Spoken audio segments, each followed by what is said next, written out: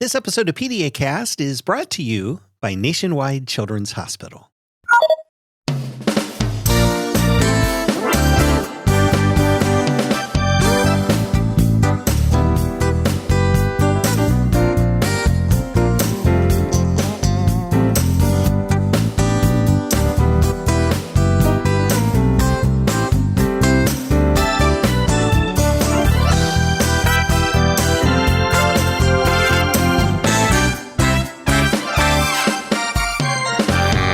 Hello, everyone, and welcome once again to PediaCast. It is a pediatric podcast for moms and dads. This is Dr. Mike coming to you from the campus of Nationwide Children's Hospital. We're in Columbus, Ohio. It's episode 578. We're calling this one Digging into Nature. I want to welcome all of you to the program. So we have a fun and important topic for you this week as we explore the role of nature for the physical and emotional well-being of kids, teenagers, and also adults. And by nature, I mean just what you think, getting outside and exploring the great outdoors, which isn't quite as easy as it used to be. I mean, there's really a lot of competition for our time and attention. School, screens, sports, family functions, clubs, all of the other scheduled stuff that we do.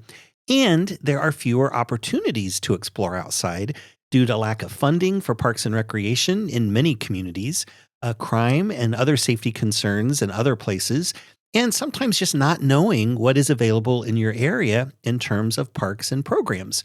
And here's the thing, despite all of the challenges, getting outside and digging into nature is super important for reasons that we will soon discover together. So it is important to come up with a plan and overcome any challenges that might be in place in your particular community or for your family. And we have a couple of terrific guests joining us to walk through all of this.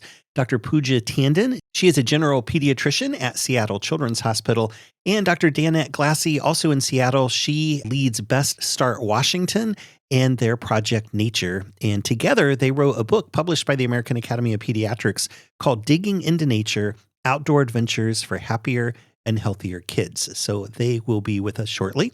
Before we get to them, I did want to mention that PediaCast has won a couple of big awards from FeedSpot. We are the number 2 pediatric podcast in the country among 15 contenders, so we're proud of that. And we're the number 1 best hospital podcast with 25 contenders, and that includes not just pediatrics, but adult hospitals as well. So we're really, really proud to be the number 1 best hospital podcast according to FeedSpot. I would encourage you to check out all the other top pediatric and hospital-based podcasts according to FeedSpot. And I'm going to put links to both of those rankings in the show notes so you can explore some other podcasts in addition to this one, ones that are also award-winning. Also want to remind you the information presented in PediaCast is for general educational purposes only. We do not diagnose medical conditions or formulate treatment plans for specific individuals. If you are concerned about your child's health, be sure to call your healthcare provider. Also, your use of this audio program is subject to the PediaCast Terms of Use Agreement, which you can find at PediaCast.org. So let's take a quick break. We'll get our experts settled into the studio, and then we will be back to talk about digging into nature. It's coming up right after this.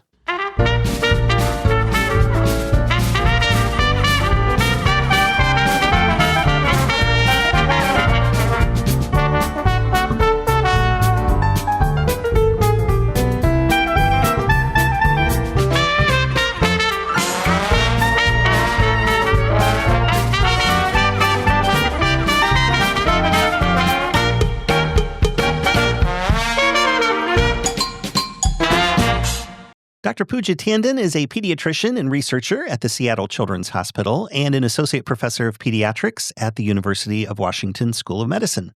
Dr. Danette Glassy is a primary care pediatrician and child advocate. Also in Seattle, Washington, she is the director of BestStart Washington and leads its Project Nature initiative, which supports pediatric medical professionals as they encourage children to spend time in nature.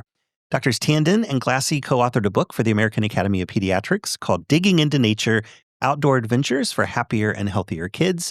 That is our topic today, digging into nature. But before we dive in, let's offer a warm PediaCast welcome to Dr. Pooja Tandon and Dr. Danette Glassy.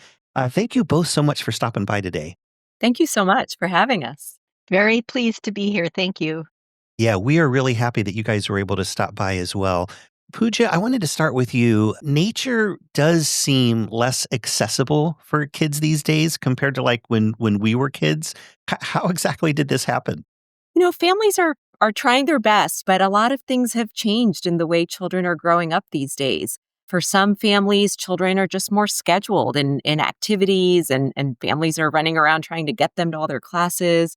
There are, the screens are ubiquitous all around us in schools, in our pockets, and that's a draw away from, to screen time, away from green time is one way that we talk about that. And then certainly there are children growing up in many communities where they just don't have easy access to safe parks and outdoor spaces that have that nature access for them. And this is an important consideration because there really is research into the benefit of exposing children to nature. And so having less opportunity is going to be an issue for sure. Danette, what does research say about the benefits of children being exposed to nature? Well, this has been kind of an exciting bubbling up of the research literature that supports improved children's health after they've been in nature or when they can spend time in nature. It's kind of falls into three domains. Certainly, physical health is better if children are more active. All kinds of other physical parameters are improved when children are in nature. There's improvement in mental health. Many studies in children and adults shows a reduction in stress and less anxiety, depression, including some treatments that involve nature for those conditions, and improved cognitive efforts. Children who have more recess are better able to pay attention. Lots of studies around attention deficit hyperactivity disorder showing time in nature as an adjunct to facilitating better learning for those kids. Yeah, for sure. And for those out there who want to really look at the science and not just take our word for it, and I know we also have a lot of pediatric providers who also listed that may be interested in this, but there was an article in the journal Pediatrics called Nature and Children's Health, a Systematic Review. And it really does look at the benefits of nature and in an evidence-based sort of way. And I'll put a link to that article in the show notes for this episode 578 over at PediaCast.org if you want to take a deeper dive into the science. Danette, tell us about Project Nature and then also your AAP book, Digging into Nature. You bet. So, as a pediatrician over the course of 32 years, it was really obvious that childhood was kind of changing, as Pooja just talked about. And at the same time, we're seeing more children with an unhealthy weight, more anxiety, more depression. And a question I had always asked families was, what do you like to do outside? I'd ask kids from 4 years up, what's your favorite thing to do outside? And less could they really answer that. So I started to look at some of the information that was coming out about parks prescriptions, healthcare providers actually prescribing a nature dose, and then the literature. And so our BestStart Washington was able to come together with Pooja Tandon's research team, Dr. Tandon's research team, and create the resources that pediatric providers, pediatricians, family practice doctors, nurse practitioners, even the clinic staff could use to help empower families to get out. And at the same time, we were finding, most families would love their kids to play outside, but there were all these barriers. And so, really coming up with all the clever tools and resources families need to overcome those barriers. We took all of that information that we've been learning in our Project Nature. Project Nature is going to these pediatric practices and helping them with the resources. And then Pooja and I were asked by the American Academy of Pediatrics to put all of that knowledge and all of those resources into a book for parents, and had a delightful time writing Digging into Nature, Outdoor Adventures for Happier and Healthy Kids. So we hope your listeners will have a chance to get that from their library or pick up a copy where they buy books. Yeah. And we'll put a link to the book in the show notes so folks can find it easier. We'll also have a link to Project Nature. And I know you guys also have an Instagram page. And as we think about nature, it is very visual. So I am sure that that's a lot of fun over on Instagram. We'll put links to all of those things in the show notes. Pooja, as we think about physical health, what are some activities that kids can do outside that will promote their physical health? Yeah, so physical health and physical activity really is, the area that has one of the strongest evidence base. That review you mentioned, that was actually a team that I was involved with, where we looked at the all the literature around there on nature contact and health, and physical activity is one of those activities that, is so important for health of all ages. When we move our bodies, it's important for our cardiovascular health, our cognitive health. So getting outside in ways that, in whatever way a child enjoys being outdoors, whether it's walking or biking. And we really encourage this idea of nearby nature. So although, getting out to our beautiful national parks and maybe faraway state parks and adventures on backpacking or camping, if that's something that is accessible to you or your family's into, is wonderful. But we want children and families to get daily doses of nature. We want to think about, where are those areas of your neighborhood that may be a tree-lined area, maybe your schoolyard, that you might be able to linger in a little bit longer at pickup, that will allow your child to move their body in a way that's just not possible indoors. And also, as the seasons change, those are all things you can notice as well. And then the uneven surfaces, the unexpected, a puddle that comes up, a little rock that you can climb or jump onto. I mean, those are all things that, especially if you think about our younger children, to get those opportunities to develop those motor skills. So it's really we love to have children and families kind of choose their own adventure literally in nature, because we think it's good for so many aspects of physical health, and it can be done in different ways. Do you have an idea of how often this should be happening, especially as we think about physical activity and physical fitness? Yeah, that's such a good question. We get asked that all the time. Like, what is that dose? What dose of nature do children need? And so for physical activity, there are actually some really clear guidance from national experts and societies that school-age children, especially kind of the 5 to 17, 18-year-olds, need 60 minutes a day of moderate to vigorous physical activity. So kind of the activity that gets you a little bit short of breath, gets your heart pumping. The guidance does not specify outdoor time or in nature, but we think that, there are those additional benefits when that activity happens outside. In fact, there's this idea of green exercise that the evidence is more in adults, but I think translates to children, that when we run or walk or play outdoors, there are additional benefits to our mental health and our stress reduction. And so we want as much of that 60 minutes a day to be outdoors, and more succinctly, maybe at least daily, that we want children to have daily experiences outdoors.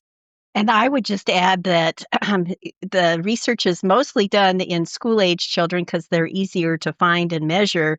But the research that's been done in 0 to 5-year-olds as well, and in childcare settings, also national standards recommend daily outdoor time for infants, toddlers, and preschoolers. And we know that they benefit as well, too. So, all kids, every day is the dose we suggest. Yeah, and one more thing I thought of when, as we're talking about physical health, there's some really great literature about the benefits of outdoor time for vision. There are some large studies on, tens of thousands of children in China and other Asian countries, especially, that spending more time outdoors can prevent the progression of myopia or nearsightedness. And in a lot of those studies, it was about 40 to 60 minutes a day that was recommended. So, depending on kind of the health benefit that you're going for, there's some evidence that even these micro doses, 10, 20 minutes at a time, can be helpful. But yeah, I think that, the closer that we can get to kind of that 30, 40, even an hour a day of outdoor time, I think the more likely we're to see the range of health benefits. That can be a challenge depending on where you live in terms of climate. In the middle of winter here in Ohio, it would probably be difficult to spend an hour outside, even if you'd want to be bundled up. But then, for a lot of parents, then they're going to want to be out there with their kid, and an hour might be kind of long to be out, when the wind chill's really cold. There's a lot of areas, I'm thinking like Seattle, where you guys are, you have a lot of rainy days.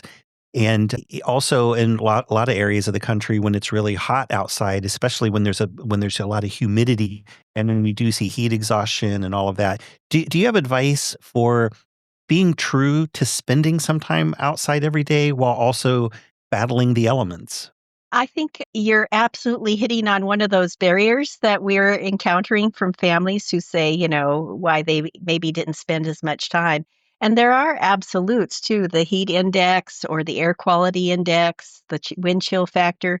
There are outside parameters that aren't safe for children or adults to be out, even with the best kind of clothing and whatnot. But we definitely believe in that there's no such thing as bad weather, only the not the best gear. And so really encouraging families to get that gear that's going to make it okay for their infant or preschooler or school age child to be outside every day, that it's safe to be outside. And that can be also another challenge because kids are growing fast and all that stuff is a little expensive. And one of the things we did in the book is compile some ideas for getting no or low cost boots and gear and snowsuits and suggestions for how to get shade and when to go out. Nighttime is a beautiful time in nature. And if that's a little bit better in those hot climates, to look at the moon and use a flashlight to look for wildlife that enjoys nighttime instead. Those are other ways to enjoy nature in a safe way despite the weather. One last thing about cold, in the Nordic countries, all the parents now, this is all the rage, the infants are taking their naps outside. And it's getting like below what we would say is maybe a safe temperature there. They put thermometers in their little prams. They, of course, bundle them up, and they really feel that it adds a measure of health to their infants. So if they're tough enough to do it, I think we can go outside for 10 or 15 minutes and play with infants too.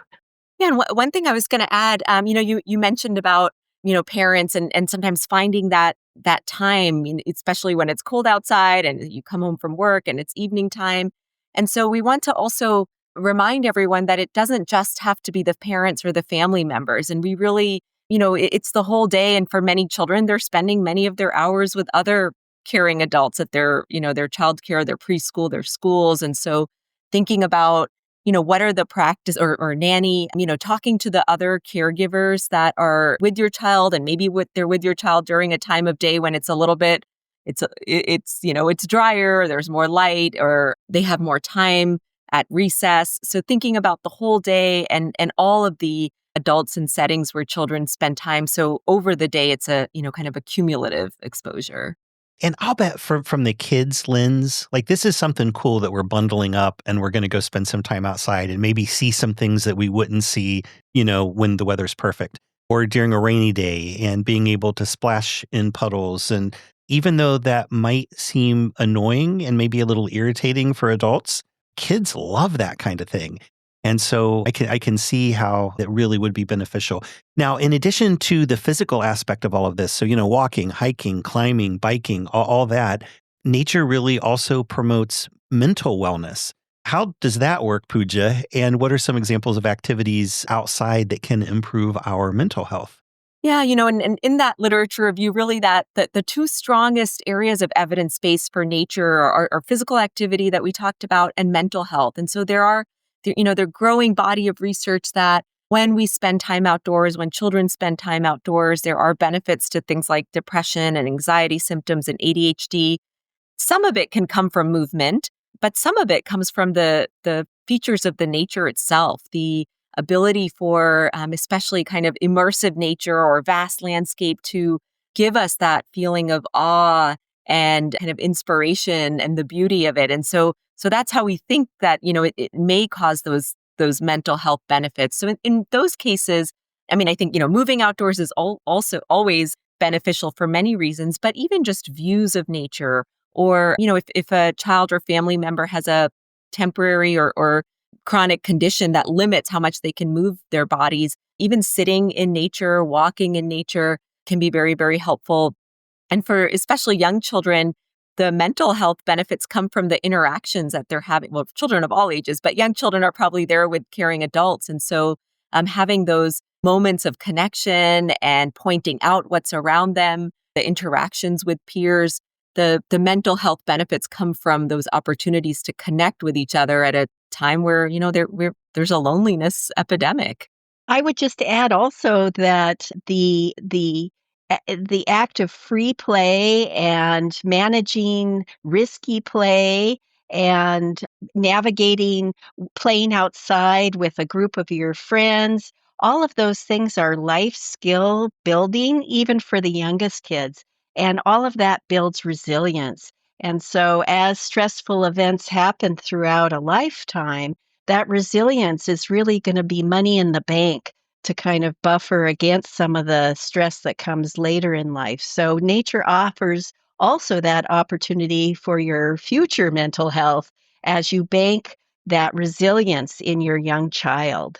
And I would imagine that these same benefits apply not only to kids, but to parents as well. So even though I said, we all have very busy lives, busy schedules, and as a parent, you may think, oh, I got to go outside, especially in bad weather or whatever. But there really is a benefit for moms and dads of also doing this, right, Pooja? 100%. And that's partly how I think I even came to appreciating this work is as a parent, two children when they were younger. I mean, there were times where it was challenging indoors. And I found myself reflecting that when I got the boys out of the house, when they were digging in sand, when they were running around in a park, I mean, they were easier for me. And so, I think that having that family members or parents recognizing that although there may be some, you got to get everybody out the door and get them ready, and there are some risks involved of being outdoors, we can navigate those, and it just parenting may be a little bit easier.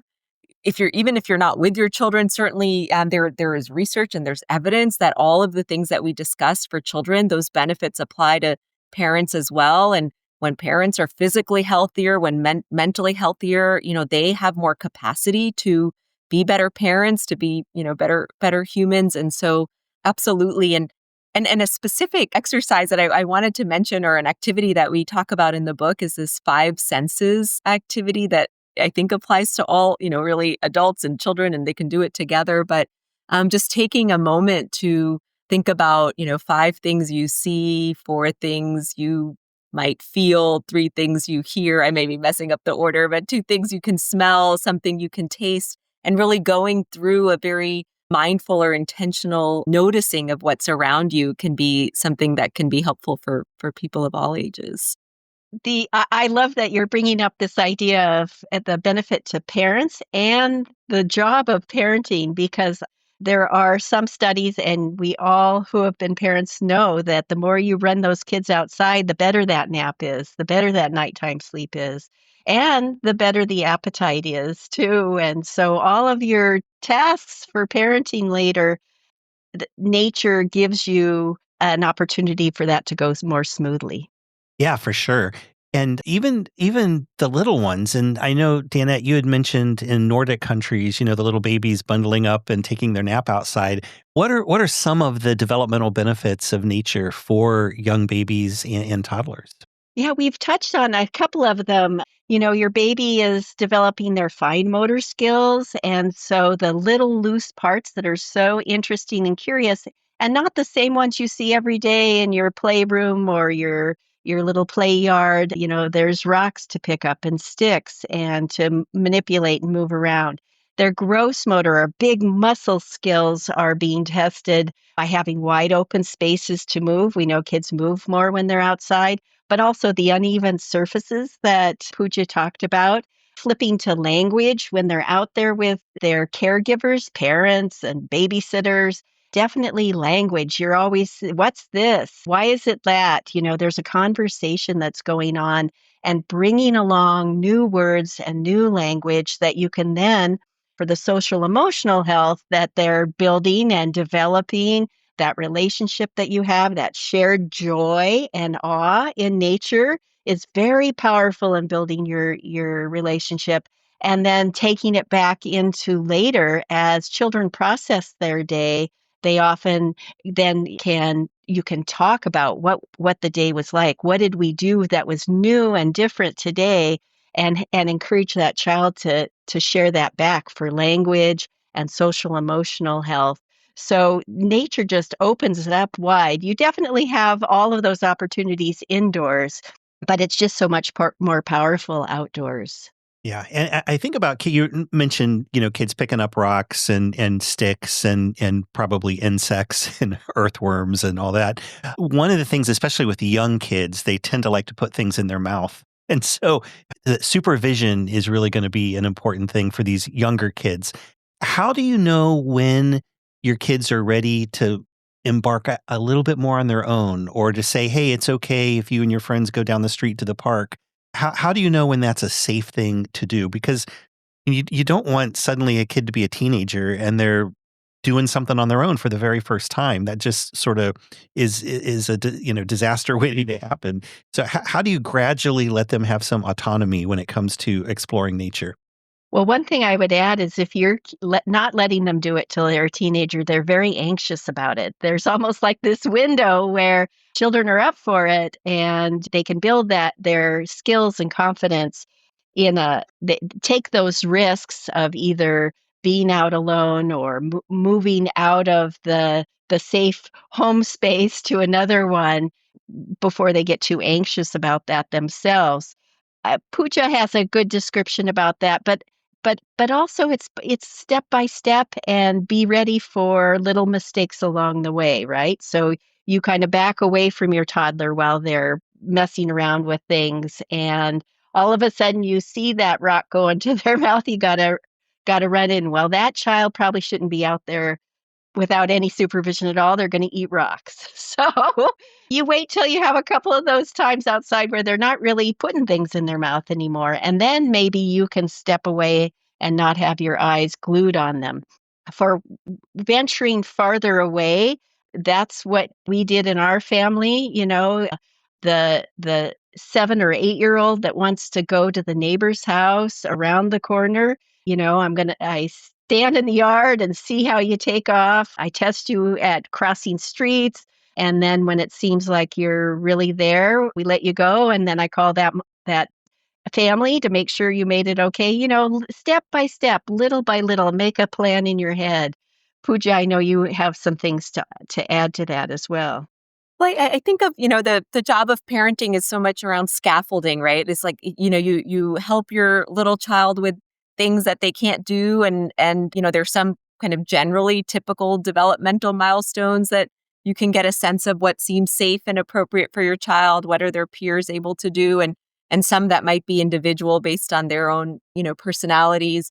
Certainly with technology, there are pluses and minuses, but as children get older, as their tweens and teens have cell phones, that in some ways makes that piece a little bit easier. Or, I know families will, track their children, or, you could tell your teenager once you get back from your hike, once you're on the trailhead, we want them to do these things with their friends, but send me a text, let me know you're on your way. And so figuring out those boundaries and guidance with your own child, I think is really helpful.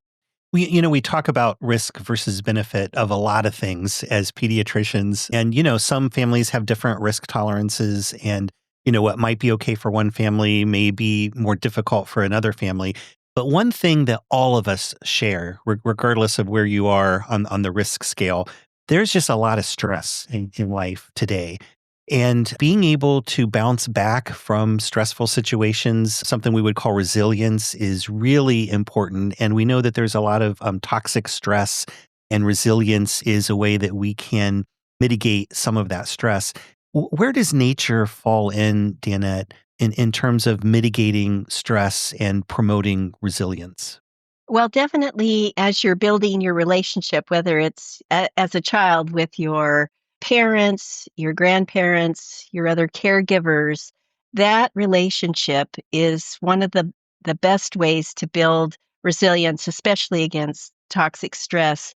And so, of course, that nature time, experiencing the awe and the wonder together, is a great way to do that. And your supervision and your directing their what they're doing.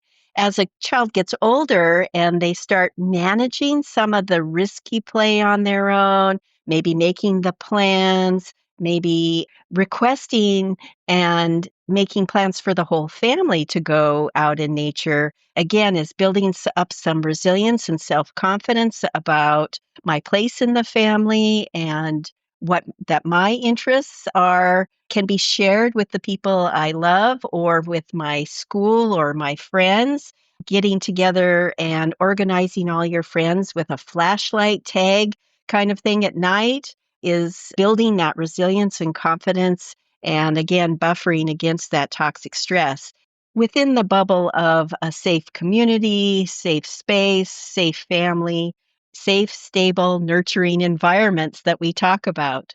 Yeah, absolutely. And that kind of then the last comment really does bring us back to some obstacles for being able to actually get out there and enjoy nature.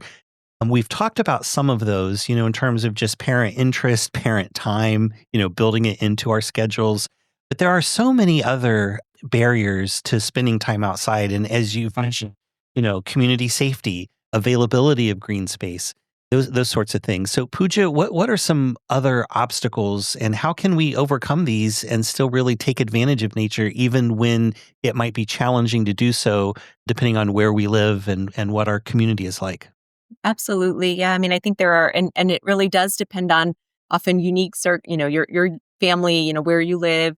So time and weather are two that we've talked about. And I think when possible for time, like bringing indoor activities outdoors, things we may not even think of, whether there are, birthday celebrations or play dates or meals or art or homework or music. And we, have seen and examples and talk about all of these in our books that, there just may not be things we think about, but when the weather is conducive, we can do a lot of indoor things outdoors. That's one piece of it. I think, the access one is trickier. 1 in 3 people in our country don't live within a 10-minute walk of a park, about half a mile. And that's some national data. And so, that makes it trickier. But I think thinking about, if you have a porch, can there be nature? Can you bring some plants there? Can you look up at the clouds and the night sky? Is there a little pocket park or public spaces available in your community around libraries or houses of worship? And then schoolyards. Some of my work really focuses now on the critical role that schoolyards can play in offering those equitable opportunities for outdoor play.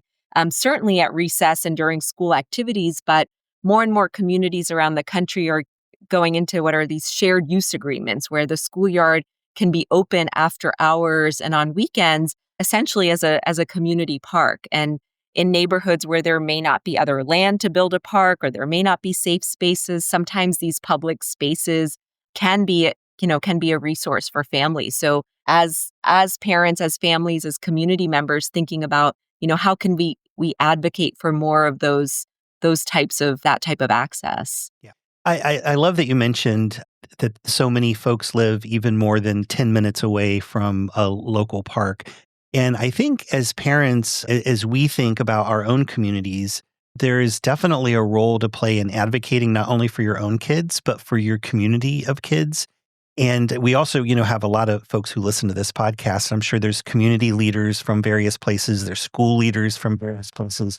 This is really a time when parents and community leaders and school officials really do need to come together to figure this stuff out. And sometimes it does take a parent being the squeaky wheel to get a community board to approve a new park or to open up playground access after hours.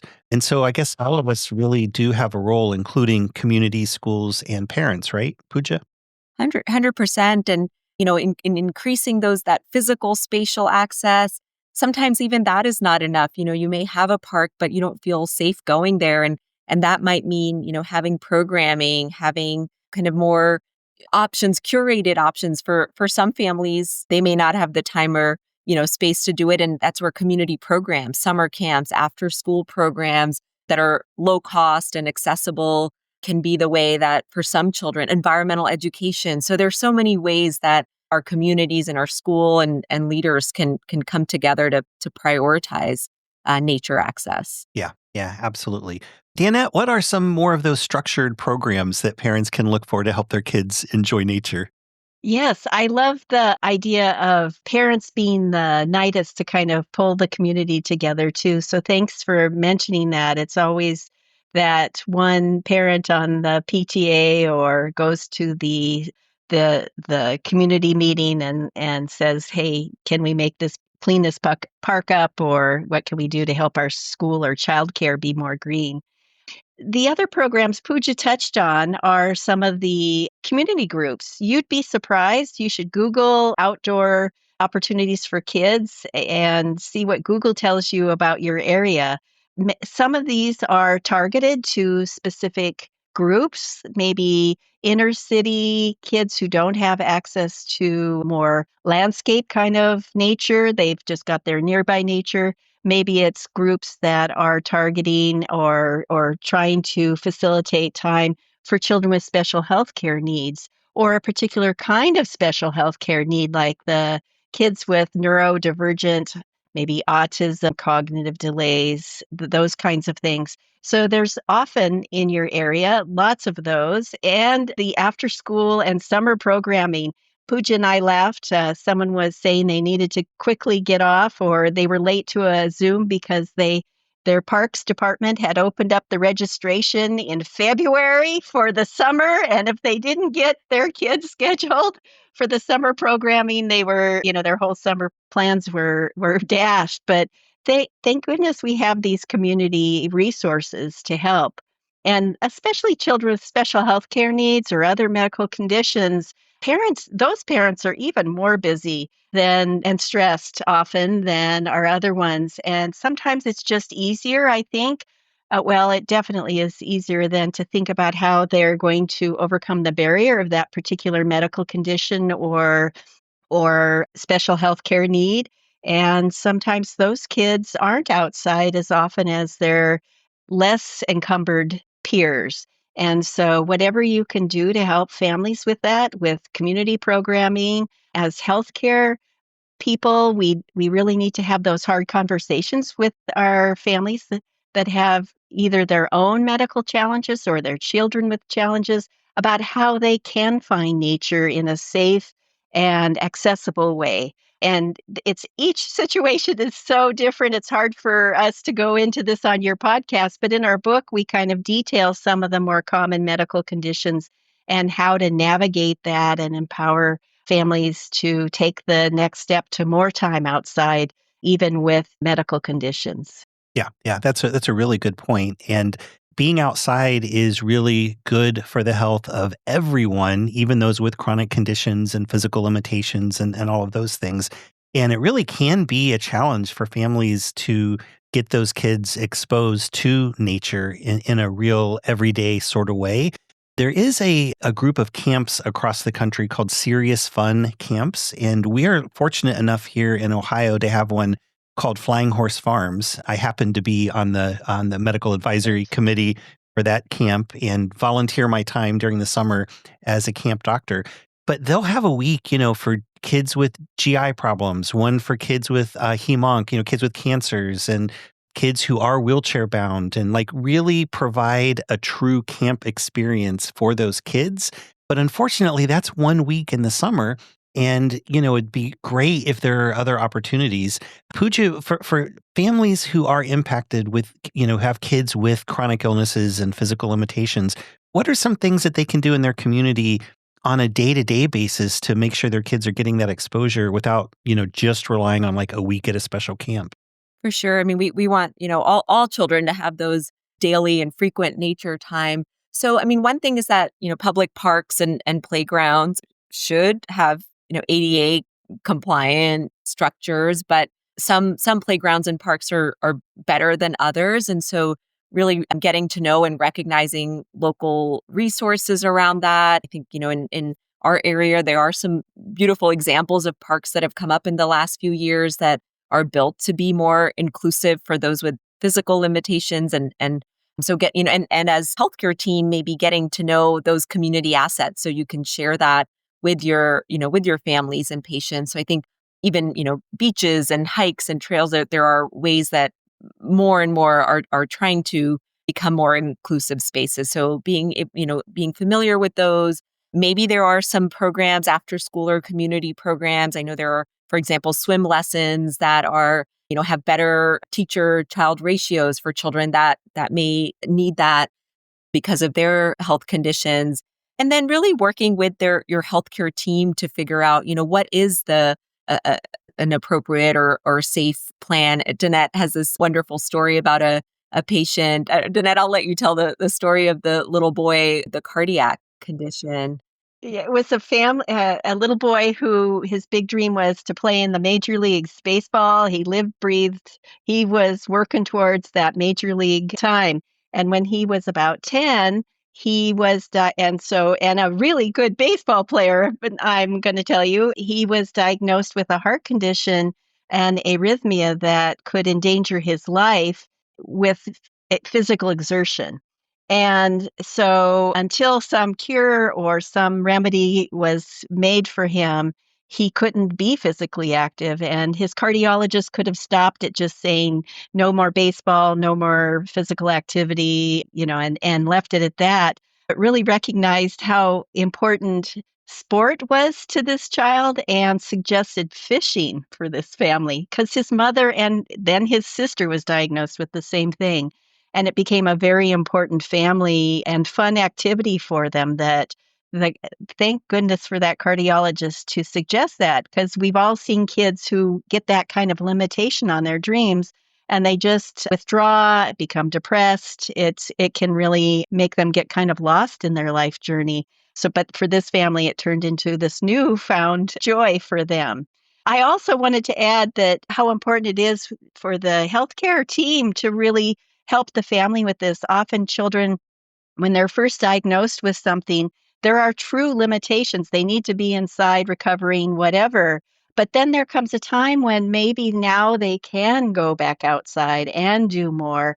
And, we don't always, as the healthcare provider, remember to say, well, now you should be back outside. And parents don't know that. They're following the instructions they got at the beginning. And so revisiting that with families as children evolve in their life with their medical condition, I think is really important. And, we've kind of been describing being a nature mentor or a nature ally, just in terms of being that squeaky wheel with your community and with your school, the things that communities and schools can do, and also the things that primary care pediatricians and even cardiologists can do. So we all want to be, recognize the importance of what we're talking about and be allies and mentors and helping this all happen. One of those things is Project Nature in terms of really supporting physicians and encouraging kids to dig into nature. We talked a little bit about Project Nature, but Danette, what resources are available for maybe a pediatrician in Alabama who is really looking, how to address this in their practice? Can Project Nature help with that? You bet. Our website, projectnaturewad.com, is geared toward parents, but as a pediatric practitioner, I encourage those healthcare providers in their whole practice to take a look at it. There are resources that you can bring up with families at your well visits. You can direct them now towards our little activity books for 1 to 4-year-olds and 5 to 10-year-olds that maybe you can give them the link to or a QR code or put it on your own practice website for families to go explore that. You can write to us and tell us what your local activities are, and we'll put it on there. We're always I wrote down your serious fun camps. We're going to get that on the website. So we're always adding these great resources for other physicians. And basically, the idea is that as trusted advisors, we're meeting with a family, we're talking about whole health, and it's as simple as, what do you like to do outside? And then finding out what their barriers are. We've heard of parks prescriptions, but families don't just drop everything and do what we tell them to do. You got to understand what their barriers are and then start addressing them as we've talked about. Is it time? Is it access? Is it weather? Is it something else that's totally no one else has thought of, but in your practice, this is an important one? have those resources. Where can you get low and no cost boots for the growing toddler to be out in the rainy and snowy weather? So just kind of gathering that stuff up, having it ready to go, and just asking that simple question at every well visit. Where do you like to go outside? We have suggestions for nature books and nature toys as well.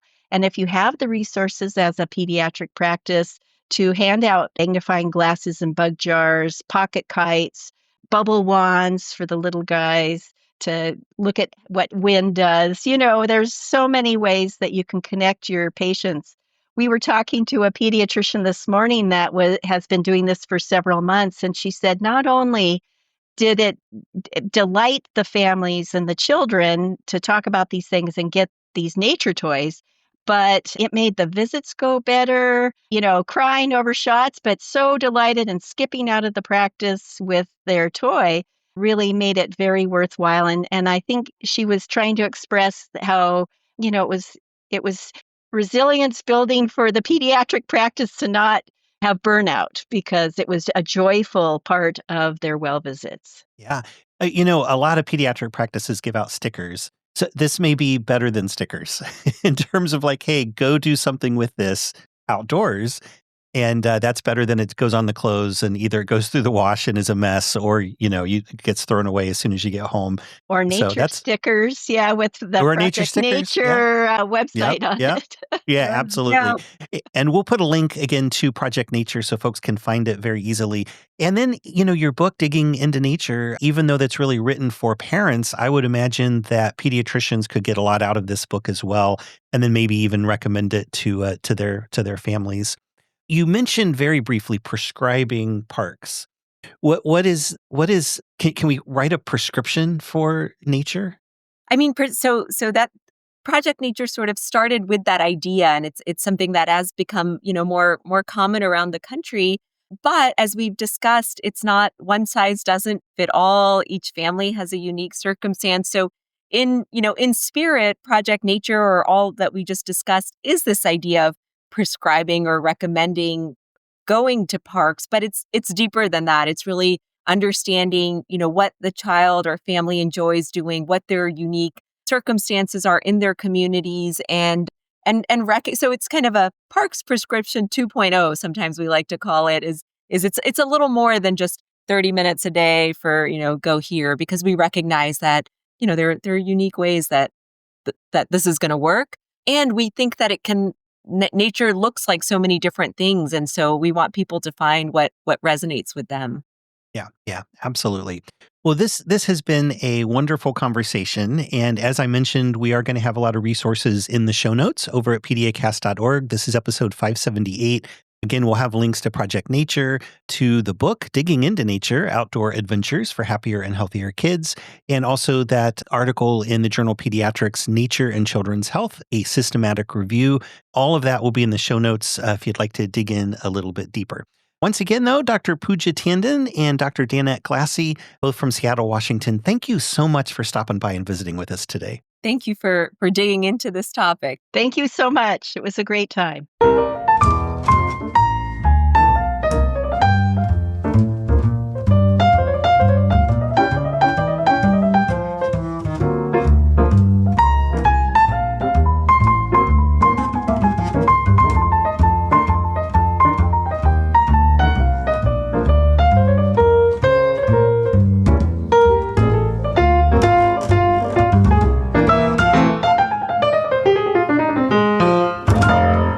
Back with just enough time to say thanks once again to all of you for taking time out of your day and making PediaCast a part of it. Really do appreciate that.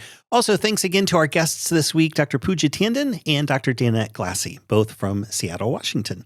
Don't forget, you can find PediaCast wherever podcasts are found. We're in the Apple Podcast app, Spotify, iHeartRadio, Amazon Music, Audible, YouTube, and most other podcast apps for iOS and Android. Also, don't forget, over at YouTube, we are making some very short topical videos for parents on childcare. So things like eczema, poison ivy, asthma, really just your bread and butter pediatric stuff that parents ought to know about. And again, that's over on our YouTube channel, so be sure to check that out. Just search for PediaCast on YouTube. Our landing site is PediaCast.org. You'll find our entire archive of past programs there. Show notes for each of the episodes, our terms of use agreement, and that handy contact page if you would like to suggest a future topic for the program. Reviews are also helpful wherever you get your podcasts. We always appreciate when you share your thoughts about the show. And we love connecting with you on social media. You'll find us on Facebook, Instagram, Threads, LinkedIn, X, Blue Sky. Just search for PediaCast in any of those places, and you can join our community there. We also have a sibling podcast called PediaCast CME. It's similar to this program. We do turn the science up a couple notches and offer free Category 1 continuing medical education credit for those who listen. And that's not only for doctors, but also nurse practitioners, physician assistants, nurses, pharmacists, psychologists, social workers, and dentists. And since Nationwide Children's is jointly accredited by all of those professional organizations, it's likely we offer the exact credits you need to fulfill your state's continuing medical education requirements. Shows and details are available at the landing site for that program, PediaCastCME.org. You can also listen wherever podcasts are found. Simply search for PediaCast CME. And then finally, an additional podcast that I host. This one just got started a couple months ago. It is called FameCast, FAMECAST. It is a faculty development podcast from the Center for Faculty Advancement, Mentoring, and Engagement at The Ohio State University College of Medicine. So if you are a teacher in academic medicine or faculty member in any of the health sciences, then this podcast is for you. And you can find FameCast at famecast.org and wherever podcasts are found by simply searching for FameCast. Thanks again for stopping by. And until next time, this is Dr. Mike saying stay safe, stay healthy, and stay involved with your kids. So long, everybody.